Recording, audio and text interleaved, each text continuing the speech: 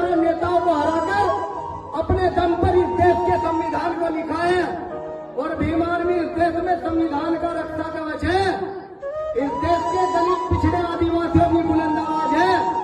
जब तक भीम आर्मी के बच्चे बच्चे के शरीर में खून का एक एक कतरा है, तब तक संविधान के एक भी आर्टिकल को बदला नहीं देने दिया जाएगा। साथियों, वो सत्ता में बैठकर शायद भूल गए कि हमारे 500 महायोद्धाओं ने उनकी 28,000 ब्राह्मण पेशवाओं की सेनाओं को 500 लोगों ने हराया था।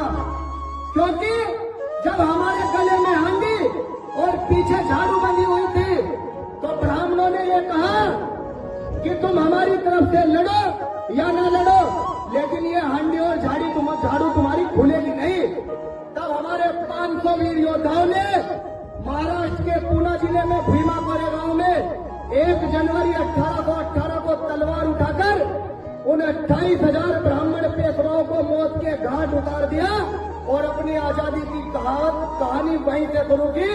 हम पहले भी योद्धा थे, हम चंद्रगुप्त मौर्य के समय भी योद्धा थे, हम आज भी योद्धा है। जब 2 अप्रैल 2018 को इस देश में दलित समाज के 40% युवा सड़कों पर उतरकर भारत को बंद करते हैं और देश में सबसे मजबूत सरकार नरेंद्र मोदी की भारतीय जनता पार्टी की सरकार को झुकाने का काम करते हैं, सुप्रीम कोर्ट के आदेश को बदलवाकर अध्यादेश लाकर सदगुरु रविदास महाराज का मंदिर दिल्ली में बनवाने का काम करते हैं और SC/ST एक्ट को दोबारा लागू कराने का काम करते हैं। हमारे 13 साथियों की जान चली गई, पर परवाह नहीं हमें इस बात की। वो गोली सामने से मारे आकर हम बताएंगे उन्हें कि उनकी गोलियों में कितना दम है। अरे कितने लोगों को मारोगे, कितने योद्धाओं को मारोगे? यहाँ तो हर घर से रावण निकलेगा, तुम कितने रावण को मारोगे? चंद्रशेखर आजाद इस देश में हर पीड़ित गरीब मजदूर दलित पिछड़े आदिवासियों की बुलंद और मजबूत आवाज है। जब जब हमारी बहन बेटियों के साथ बलात्कार किए जाएंगे, जब जब वो दरिंदे हमारी बहनों को हमारे भाइयों को परेशान करेंगे, मारेंगे, पीटेंगे, तब तक भीम आर्मी का बच्चा बच्चा चंद्रशेखर रावण बनकर सर पे नीला कफन बांध कर निकलेगा। हम उनकी पुलिस का सामना भी करेंगे, उनकी गोलियां और जेलों का भी सामना करेंगे। हमने पहले भी किया है। तो हम डरने वाले लोग नहीं है, हमें भड़काने वाले लोग भी नहीं है। लेकिन आप जान लो इस बात को कि जब इस देश में हमारी महिलाओं को, हमारी बहनों को कपड़े पहनने का अधिकार नहीं था, हमें सड़क पे चलने का अधिकार नहीं था, पढ़ने लिखने का अधिकार नहीं था, अच्छे मकान बनाने का अधिकार नहीं था, पैसे जोड़ने का अधिकार नहीं था, उस समय हमारे बाबा साहब अम्बेडकर ने हमें ये संविधान बनाकर दिया और हमें वो सारे अधिकार दिए जो इस देश के 15% मनुवादियों के पास थे। ब्राह्मण ठाकुर बनियो, अपनी औकात मत भूलो। एक बाबा साहब अम्बेडकर ने तुम्हारी नसबंदी कर दी थी। यहाँ तो हजारों करोड़ों बच्चे हैं उनके। जिस दिन सामना होगा ना, लड़ाई सामने की लड़ो, सत्ता में बैठकर पीछे के दरवाजे से ना लड़ो। हमें किसी को मारने वाले या बदला लेने वाले लोग नहीं है।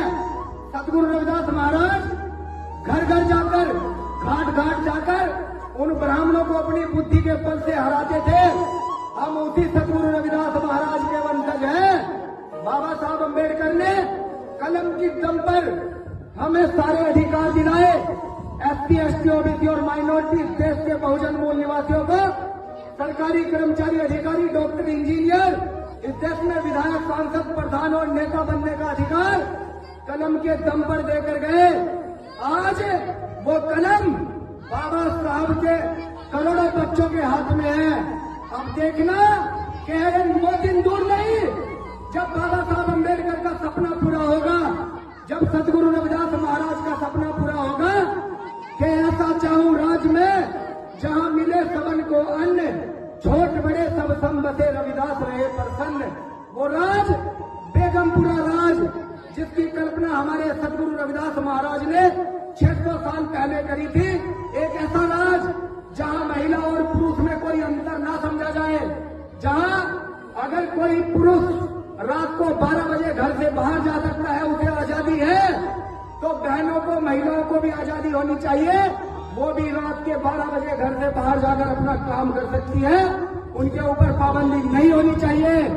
वो राज जिसमें हमारे समाज के युवाओं को सबको बराबर नौकरी मिले, जहां कोई कम न हो, जहां भेदभाव न हो, जहां जाति के नाम पर शोषण